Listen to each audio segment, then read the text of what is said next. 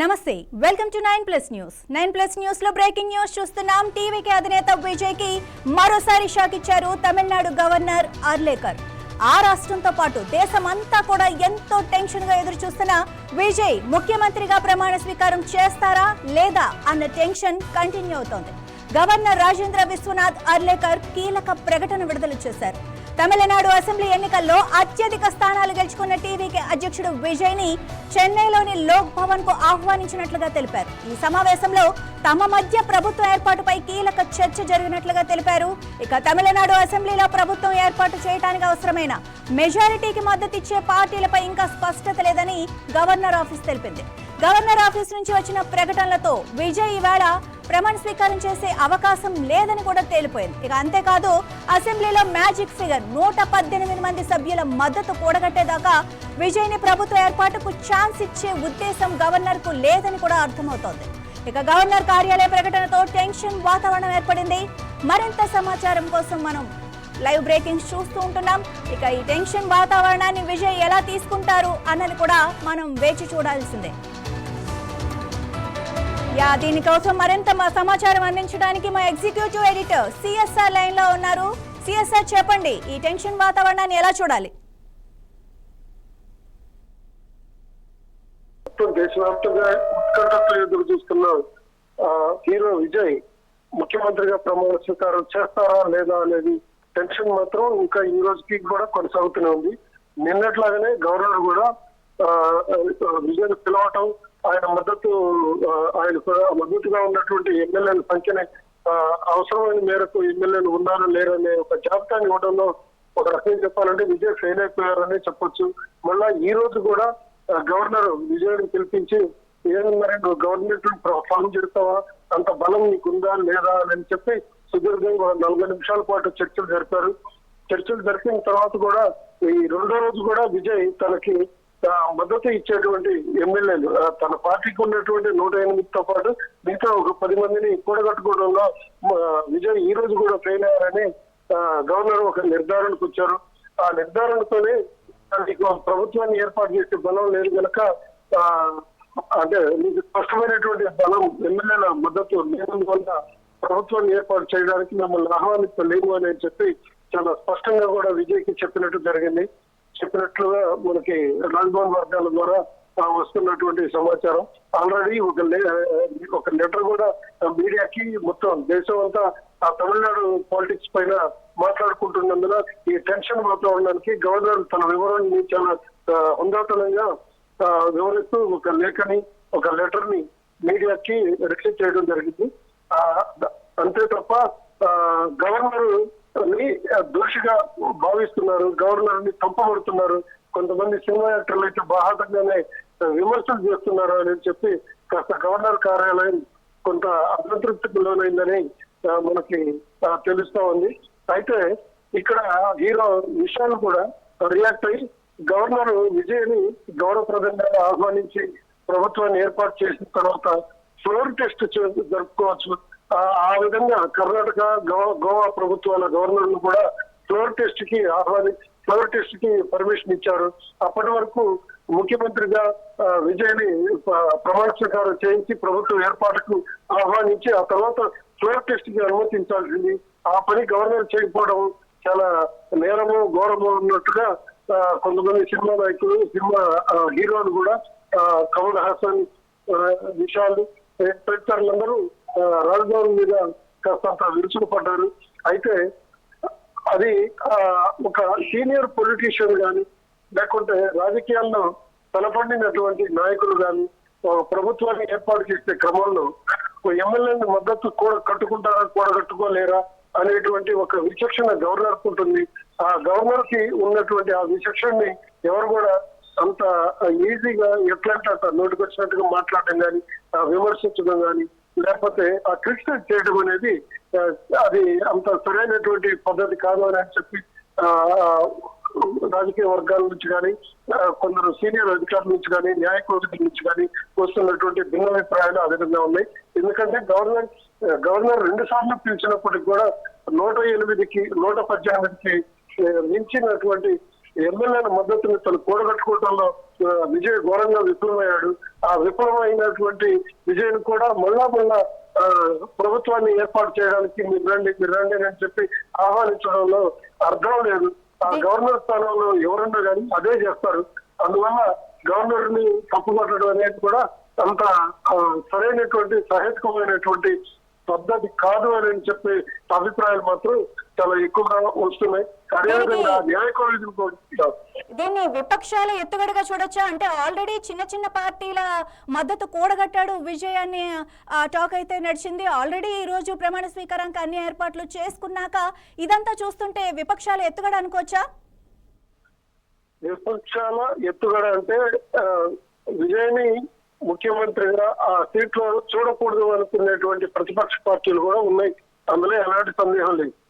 ద్రవిడ మూలాలు, ద్రవిడ లోకలైజేషన్ అంతా కూడా విజయ్ని పూర్తిగా అంటే అక్కడ సామాజిక నేపథ్యం అనుకోవచ్చా, లేకపోతే ఇతరత్ర గ్రూప్ రాజకీయాలు అనుకోవచ్చా, లేకపోతే విజయ్తో ఉన్నటువంటి సన్నిహిత సంబంధాలు ఎలాగో అంత సన్నిహిత సంబంధాలు ఓన్లీ సినిమా ఇండస్ట్రీలోనే ఉన్నాయి, రాజకీయంగా లేవు గనక రాజకీయంగా తలబొందినటువంటి నాయకులందరూ విజయ్ ముఖ్యమంత్రిగా చూడలేని పరిస్థితి ఉందని చెప్పి వాళ్ళు ప్రత్యక్షంగా కానీ పరోక్షంగా కానీ వ్యతిరేకిస్తూనే ఉన్నారు.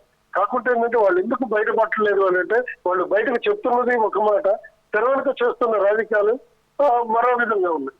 ఎందుకంటే ఒక బీజేపీకి ఉన్నది ఒక ఎమ్మెల్యేని, ఆ బీజేపీ భాగస్వామ్య పార్టీలు అన్నాడీఎంకే కానీ మిగతా పార్టీలు కూడా విజయ్ని ముఖ్యమంత్రి కాకుండా చేయడం కోసం ఎవరి వంతు ప్రయత్నాలు వాళ్ళు చేస్తున్నప్పటికీ వాళ్ళ పార్టీల్లో ఉన్నటువంటి కొంతమంది అసంతృప్తి ఎమ్మెల్యేలు మాత్రం విజయ్కి సపోర్ట్ చేయాలని చెప్పి ఆయా పార్టీలు అన్నాడీఎంకే కానీ డిఎంకే పార్టీల మీద ఒత్తిడి చేస్తున్నారు. ఆ ఒత్తిడి చేస్తున్నారు ఒకవైపు, మళ్ళీ వీళ్ళ ఇంట్రెస్ట్లు మరో విధంగా ఉన్నాయి. ఎందుకంటే అన్నాడీఎంకే కానీ డిఎంకే ఒకవేళ కలిసి గవర్నమెంట్ ఫామ్ చేయడానికి కూడా అనుకూలమైనటువంటి అంశాలు ఉన్నాయి. ఇది ఇంత గోల్డెన్ ఛాన్స్ విజయ్ కందుకు మనం వదలాలి అని చెప్పి ఆ విధమైనటువంటి చర్చలు అభిప్రాయాలు కూడా ఉన్నాయి కనుకనే ఇది మరింత పీఠమిడిగా పడిపోయింది.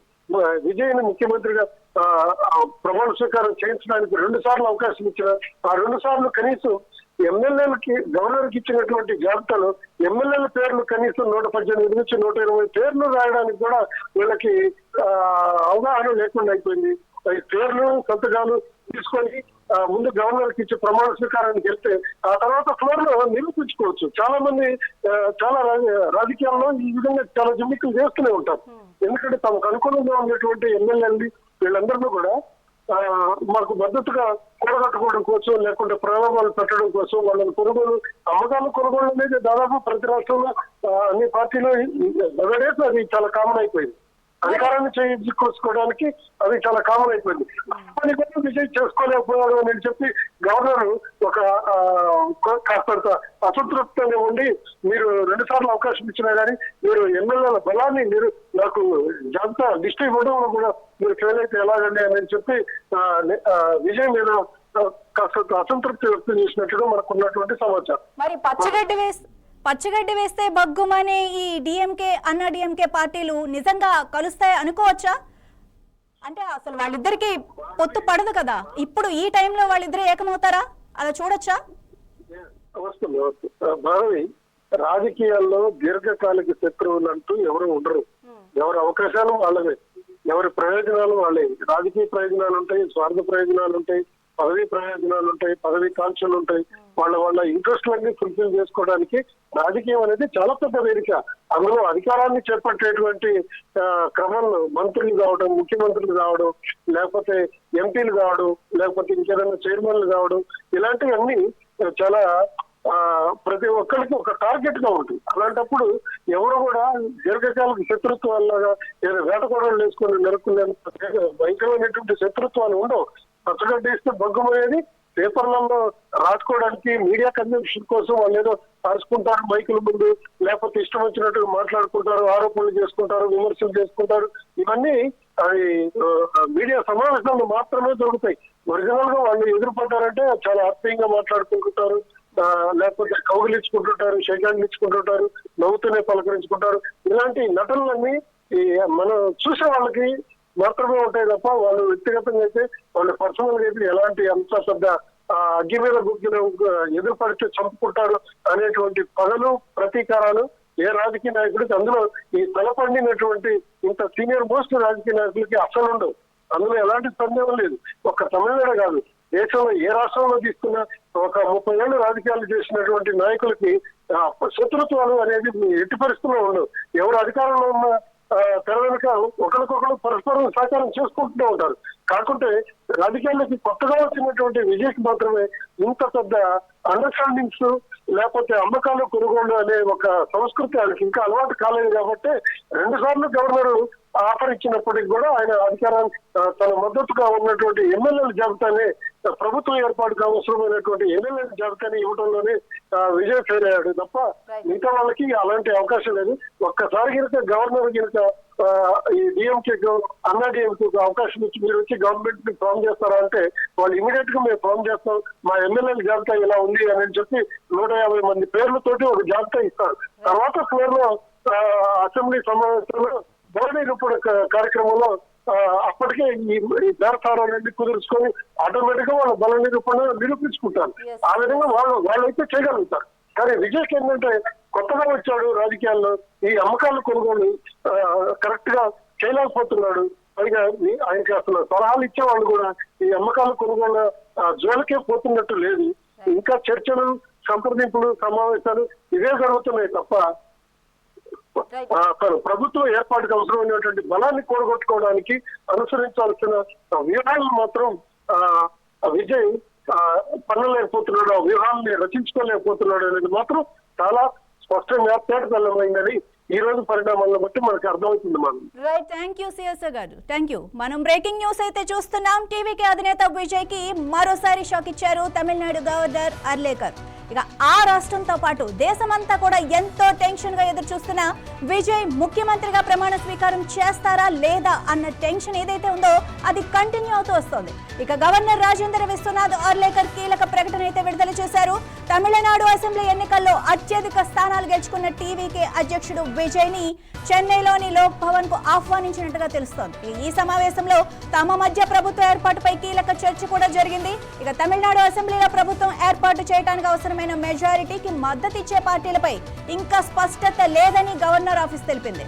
ఇక గవర్నర్ ఆఫీస్ నుంచి వచ్చిన ప్రకటనలతో విజయ్ ఇవాళ ప్రమాణ స్వీకారం చేసే అవకాశం లేదని కూడా తేలిపోయింది. ఇక అంతేకాదు అసెంబ్లీలో మ్యాజిక్ ఫిగర్ 118 మంది సభ్యుల మద్దతు కూడగట్టేదాకా విజయ్ ని ప్రభుత్వ ఏర్పాటుకు ఛాన్స్ ఇచ్చే ఉద్దేశం గవర్నర్ కు లేదని కూడా అర్థమవుతోంది. ఇక గవర్నర్ కార్యాలయ ప్రకటనతో టెన్షన్ వాతావరణం అయితే ఏర్పడింది. మరి చూడాలి విజయ్ ఈ దిశగా ఏ ప్రయత్నాలు చేస్తారు, ఎంతమంది మద్దతు కూడగట్టే ప్రయత్నాలు చేస్తారు, ఎంతమంది తనకి సపోర్ట్ ఇస్తారు, ఎంతమంది దాన్ని కాలరాయాలని చూస్తారో మనం కూడా వేచి చూడాలి. మరిన్ని అప్డేట్స్ కోసం చూస్తూనే ఉండండి 9+ న్యూస్.